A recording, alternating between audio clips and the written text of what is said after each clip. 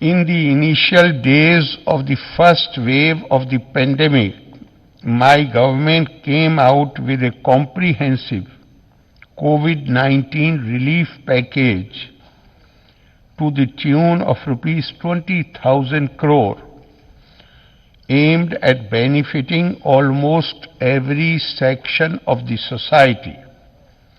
As part of this package, payment of welfare pensions were made up to date, benefiting 47.2 lakh beneficiaries.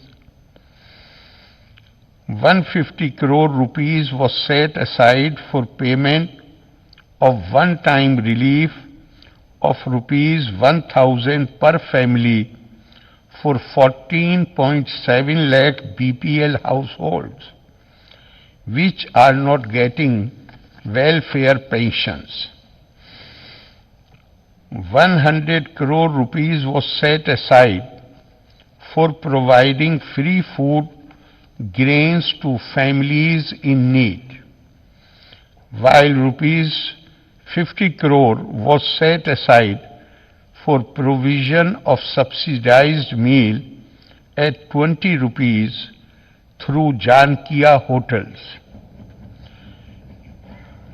Universal distribution of free kits containing essential articles at a monthly cost of 400 crore rupees was done for around 90 lakh families in the state.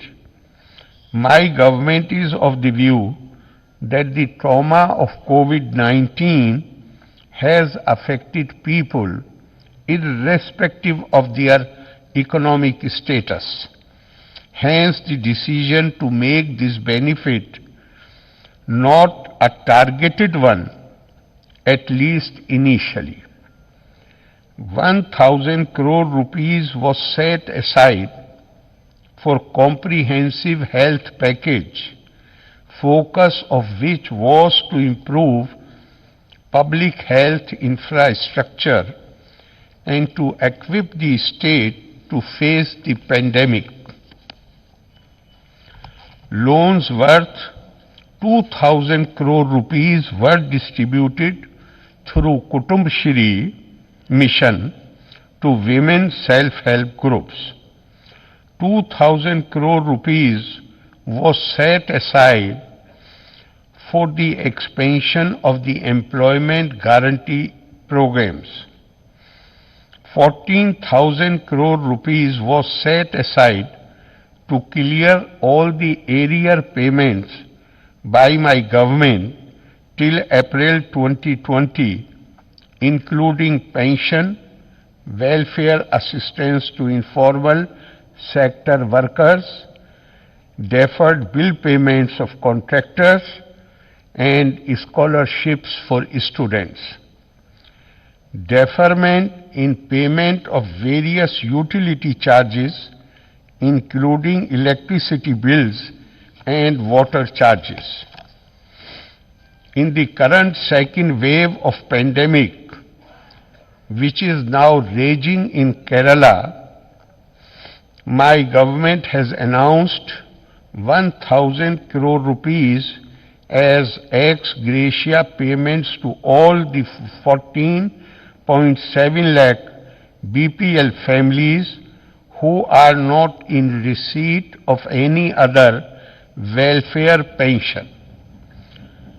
Other beneficial measures like distribution of kits of essential articles and prompt payment of social security and welfare board pensions have also been initiated. My government has clearly stated that it will provide preventive vaccination against COVID-19 free of cost to all.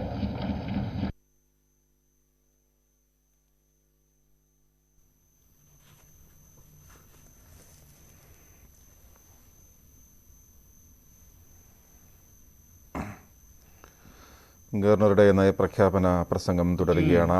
നാടിന്റെ വൈവിധ്യത്തെ അംഗീകരിച്ച് ഒന്നിച്ച് മുന്നോട്ട് പോകും എന്നതടക്കമുള്ള കാര്യങ്ങൾ അദ്ദേഹം പറയുന്നു. Shall be non-rival and non-exclusive. Due to the policy of differential pricing of vaccines, the additional cost to the state exchequer will be at least 1,000 crore rupees. Despite the fiscal constraints, my government has stepped forward to meet these fresh commitments by floating a global tender for the procurement of 3 crore doses of COVID-19 vaccines, as well as by placing orders with domestic manufacturers for 1 crore doses. It is pertinent to mention that many, including those who are not from the well-to-do sections of society, have come forward to donate substantial amounts to Chief Minister's Distress Relief Fund for enabling my government to meet the cost of procurement of vaccine.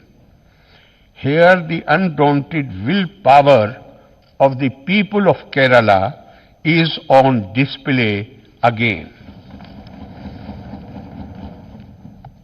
In the health sector, the quick expansion of institutional capacity by addition of ICU beds, ventilators, and enhanced oxygen supply was bolstered through the setting up of field hospitals as COVID first line and second line treatment centers to cater to the patients in a graded manner.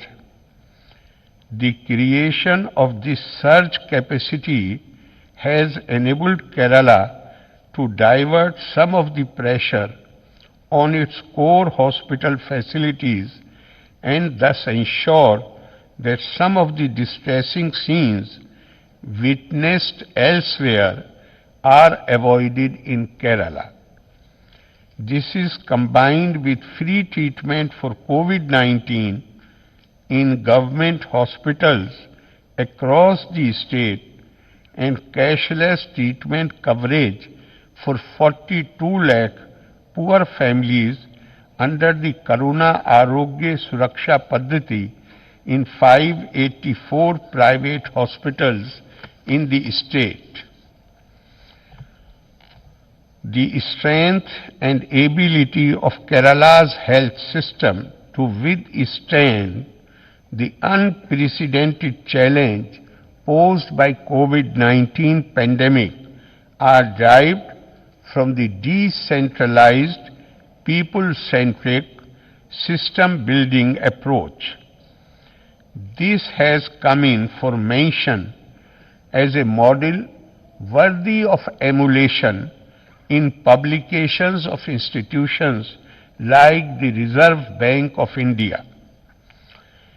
The state of Kerala also aligned itself to the Sustainable Development Goals approach by imbibing its essence and carving out a unique mission called Ardram Mission.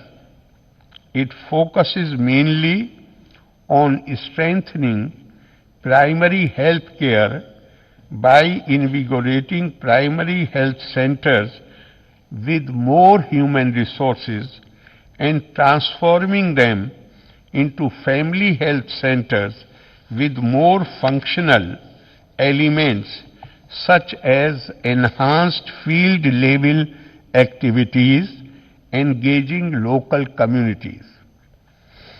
Even though over 22 lakh COVID-19 cases have been confirmed in Kerala till date, we could limit the mortality to 6,612. In the early phase of the pandemic, the scrupulous tracing and isolation of persons coming into contact with infected individuals was ensured, thereby preventing the spread of the virus within the community. This public health strategy, perfected through the effective containment of the Nipah virus, was supplemented with the immensely successful Break the Chain campaign that urged the people to partner in these efforts through self-protection, hygiene, and social distancing. As the pandemic then progressed, public messaging was continuously modified to evolve with it, leading to other successful campaigns such as Back to Basics and the recent Crush the Curve. The district administrations and the local self-governments of Kerala, both rural and urban, have played a critical role in the management of the first wave of COVID-19 pandemic as well as its second surge.